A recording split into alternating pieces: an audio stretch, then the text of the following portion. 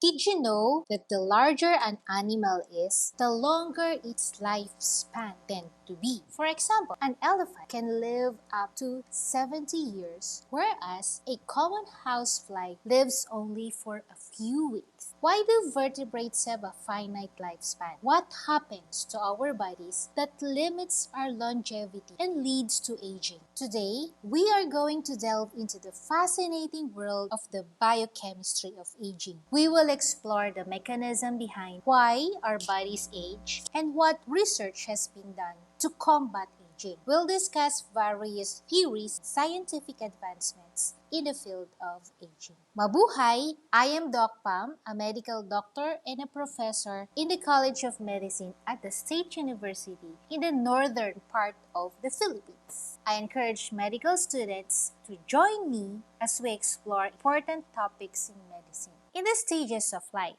from infancy, childhood, adolescence, adulthood, and old age, we can note that during infancy to childhood, there is continual increase in height and body mass. And there is development in the basic motor and intellectual skills like walking and language. And in this period, there is a vulnerability for the infant in childhood because they are very dependent on adults for essentials like water, food, shelter, and protection. In the adolescence, however, there is a burst in the growth of the skeletal framework. We can also observe developmental changes like accumulation of the muscle mass, maturation of the gonads and the brain, or emergence of secondary sex characteristics. And the outcome for this is that there is a transformation of the individual into an independent, reproductively capable adult. During adulthood, the duration is the longest life stage. For the physical changes, we can only notice minimal. Thus, the weight is stable most of the time. The appearance and activity level for decades are also stable, except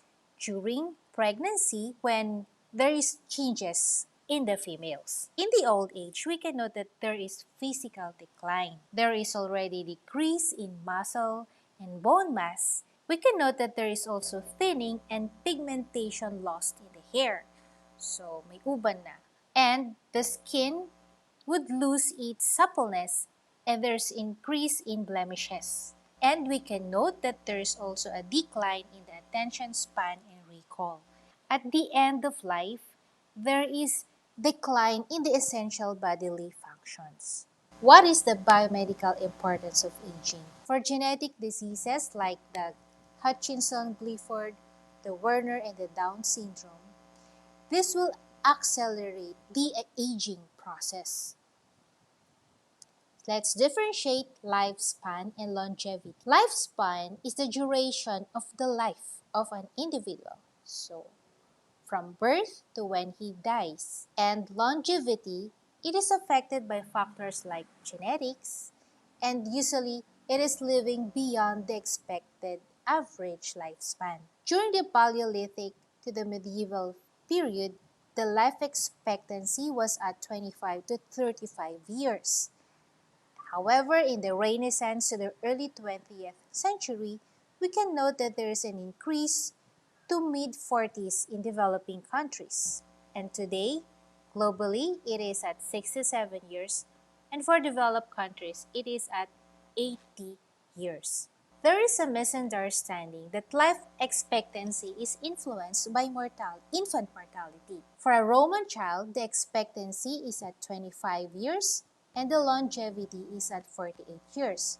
In the US, 5-year-old child longevity is at 70.5 years in the 1950s and 77.5 in 2000. The upper limit would be a question on the potential indefinite lifespan with optimal conditions. What about in the Philippines? The life expectancy for Philippines in 2022 was 71.53 years. We can note that there is an 0.18 increase from 2021, which was at 71.41 years, and an increase of 0.18 from 2020. Here, we can see the population by age and sex in the Philippines. So this is for both female and male. We can see that it is from 0 years old to 85 years old. The life expectancy at birth according to WHO has worsened by 2.62 years from 69 years in 2000 to 66.4 years in 2021. Just what is aging and mortality? They say that it could be caused by nonspecific and programmed processes. Nonspecific or programmed processes like theories of stochastic, wherein aging is due to the cumulative damage like disease, injury, wear and tear, and programmed processes wherein aging and death are genetically programmed, evolved traits. However, the likely reality is that it is caused by multifactorial processes with contributions from both stochastic and program processes. There are different theories that were proposed as causes of aging. So it could be due to wear and tear, the mitochondrial theory, the program process, and other theories. For the wear and tear theory, wear and tear theories of aging could be that aging and mortality result from the accumulation of damage over a lifetime. Damage arises from injury, disease, and environmental factors like UV light. There could also be repair and turnover mechanisms that exist but that are imperfect, leading to the accumulation of some damage over time. And there is also sourced from essential life elements such as the water, oxygen, sunlight, which could really cause molecular and cellular damage. So here is a summary of the types of damage, the repair mechanisms, and imperfections in repair mechanisms. So the source would be environmental, water, oxygen, and light, and then the type of damage are the UV light, disease, hydrolytic reactions, oxidative damage. Repair mechanisms are repair and turnover mechanisms, cellular repair processes for water, and antioxidant defenses for oxidative damage. Imperfections in repair would be some damage leaks through and then it would accumulate, and water is ubiquitous nucleophile, causing occasional damage. And essential but also damaging in the long term are the antioxidant defenses. So what are the sources of aging? First, it could be due to hydrolytic reactions, and then reactive oxygen species as the sources of damage for aging. For the hydrolytic reactions, they considered water as a nucleophile. The amide bonds in protein and nucleotides can be hydrolyzed. The asparagine and glutamine residues can convert to aspartate and glutamate. DNA bases susceptible to hydrolysis could lead to base elimination or conversion to uracil, hypoxanthine, and xanthine. Hydrolysis affects nucleotide bonds, potentially causing mutations if unrepaired. Other bonds are the ester linkages in lipids, glucosidic bonds in carbohydrates, and phosphodiester bonds in polynucleotides are also susceptible. Most hydrolytic products are biologically harmless except for the polynucleotide chain breaks. Generation of reactive oxygen species could be first through enzyme catalysis oxidation processes, electron transport chain in the mitochondria. This is the one which is a major source of the reactive oxygen species. Next are the nitric oxide as a second messenger, also generate oxygen species. The chemical reactivity of the ROS, which is very highly reactive, could alter the proteins, the nucleic acids, and the lipids. It can also form adducts with nucleotide bases and polyunsaturated fatty acids, potentially causing mutations. The lipid peroxidation can lead to compromised membrane integrity that will affect ATP generation and increases ROS production. The ROS can initiate chain reactions that will produce more free radicals, continue until a free radical is neutralized by another ROS or an antioxidant, and the variability in reactivity is that hydrogen peroxide is the least among superoxide and hydroxyl radical, which is the most highly reactive. Amplification and mitigation of ROS. Hydroxyl radical production can be by two reactions, which is the Fenton reaction, wherein H2O2 reacts with ferrous iron to produce hydroxyl radicals. The Haber-Weiss reaction is wherein a superoxide and hydrogen peroxide reacts to form hydroxyl radicals. What are the protective mechanisms? Antioxidant enzymes like vitamin C and vitamin E and redox protectants like reduced glutathione mitigates ROS damage.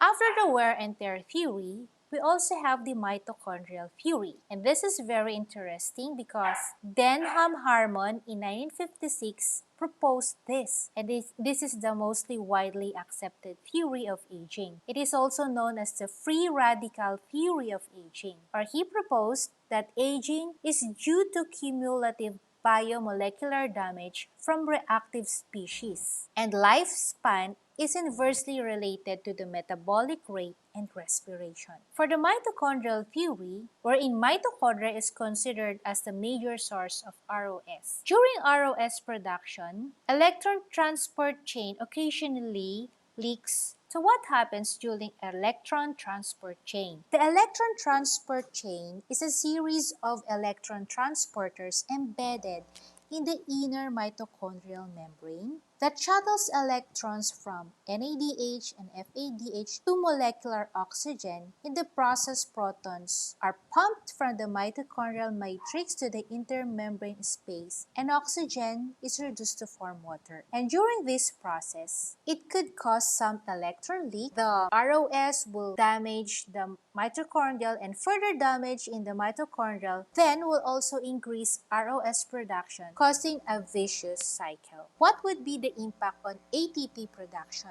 Accumulating mitochondrial damage undermines ATP production, affecting cell vitality and function.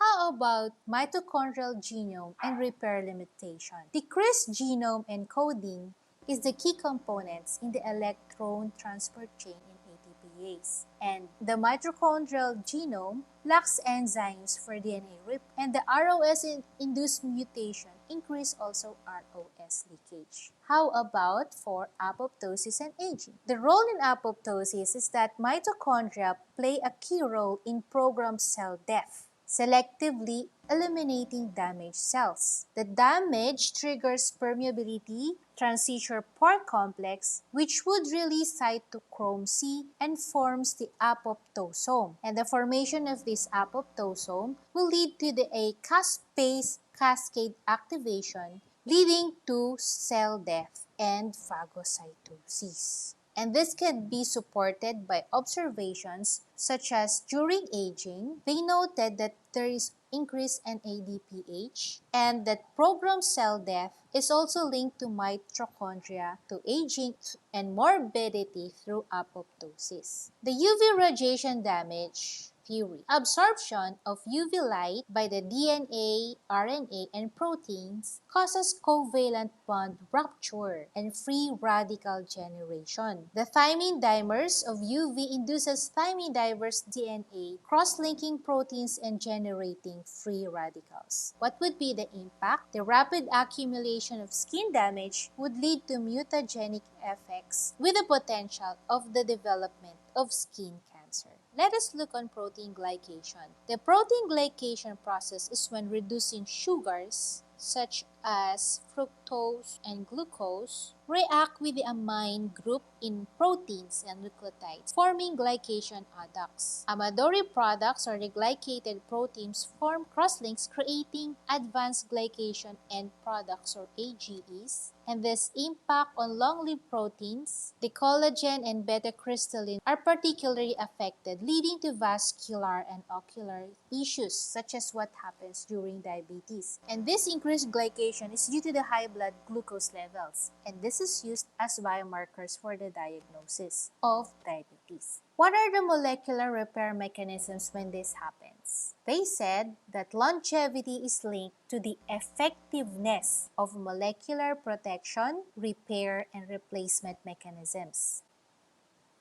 These enzymatic and chemical mechanisms intercept damaging reactive oxygen species. Examples are the superoxide dismutase, wherein overexpression in fruit flies extends lifespan. Glutathione redox protectant reacts with ROS, regenerating its reduced form enzymatically, and other antioxidants are the vitamin C and vitamin E. So these are all defense mechanisms against this either wear and tear or the mitochondrial fury. And how is the integrity of the DNA maintained? Could be proofreading during replication, repair mechanisms, and apoptosis. During proofreading, during replication, it ensures the fidelity of newly synthesized genomes. Repair mechanisms would involve the correct replication errors by mismatch repair, removal of bulky DNA excision by the nucleotide excision repair, fixing small non-helix distorting base lesions for base excision repair, and repair of the double-strand breaks in Q system. This is Q system. And during apoptosis, it would be the removal of cells with severe DNA damage. For somatic mutation theory of aging, it said that accumulation of mutations in somatic cells leads to the compromised biological functions and aging. Protein damage and return, there is a routine turnover wherein degradation and synthesis remove damaged lipids, carbohydrates, and proteins. The long-lived proteins tend to accumulate damage over years, which would also contribute to the aging-related issues. The aggregated proteins is an example of the amyloid formation wherein protein aggregates are toxic and are associated with the neurodegenerative diseases like the Parkinson's and Alzheimer, and aggregates are resistant to normal proteolytic turnover. Next theory is that aging is a pre-programmed process. Aging is influenced by both molecular wear and tear and deterministic programmed mechanisms. Example is when the female menopause is genetically programmed and hormonally controlled. The metabolic theories of aging can be explained by the concept, the brighter the candle, the quicker it burns. They said that larger animals tend to live longer than smaller ones because heart rates vary inversely with size, leading to the hypothesis of a lifetime limit on heartbeats of 1 billion for vertebrates. There is also a Raymond Pearl's hypothesis wherein lifespan is inversely linked to basal metabolic rate. Vertebrates expend a similar amount of metabolic energy per unit body mass over lifetime, and that the mitochondrial theory suggests ROS generation from respiration, which leads to cumulative damage, driving aging. It also hypothesized that caloric restriction can reprogram metabolic pathways to reduce ROS production, potentially extending lifespan. So this would be an inspiration for us to maintain our weight. There is also a telomere theory of aging. The telomere is a protective cap at the end of the chromosomes with GT-rich hexanucleotide repeats. This would prevent deleterious recombination events and compensates for DNA wastage during replication. We also have the replicative senescence wherein each cell division shortens telomeres, and when telomeres are exhausted, cells enter replicative senescence. The telomerase is an enzyme that extends telomeres, and they are genetically engineered cells expressing telomerase